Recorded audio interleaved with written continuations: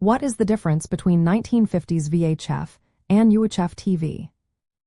Imagine sitting in your living room in the 1950s, flipping through your television dial, and noticing some channels come in crystal clear while others are fuzzy or just don't come in at all.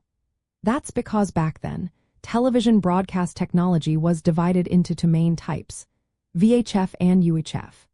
These two systems used different parts of the radio frequency spectrum to send signals to your TV. VHF, or very high frequency, covered channels 2 through 13, which used lower frequencies from about 54 MHz to 216 MHz. These channels were the first to be available and the easiest to receive because the signals traveled farther and penetrated buildings better.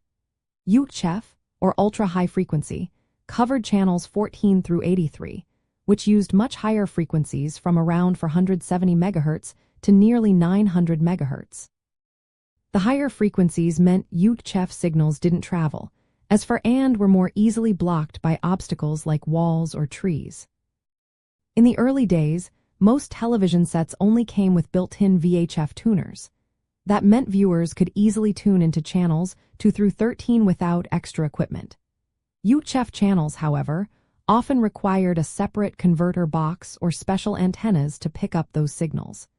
The reason was that UHF signals were weaker initially, and the transmitters for UHF stations were not as powerful. Plus, the antennas designed for VHF signals didn't work well for UHF, making it harder for viewers to access those channels. This meant that most families mainly watched VHF channels because they had better reception and more reliable signals. UHF stations struggled to find an audience because their signals were weaker, and many TV sets couldn't tune into them without extra gear. Inside the television, there were separate tuning controls for VHF and UHF channels. Some sets had two dials or switches, one for each band. This was because the technology needed different circuits to handle the different frequency ranges. It was a bit of a hassle, but it was necessary at the time. It wasn't until the early 1960s, with the passage of the All-Channel Receiver Act, that all new televisions were required to include UHF tuners. This law helped UHF stations become more accessible and popular.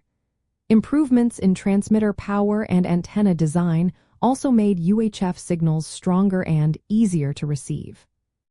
So, in the 1950s, VHF was the dominant broadcast technology, providing most of the popular channels with strong, clear signals. UHF was the newer, more experimental part of broadcast technology, often associated with smaller local stations. It required viewers to have special antennas or converters, which made it less common at first. Over time, technological advances and new regulations helped UHF grow, shaping the future of television broadcasting.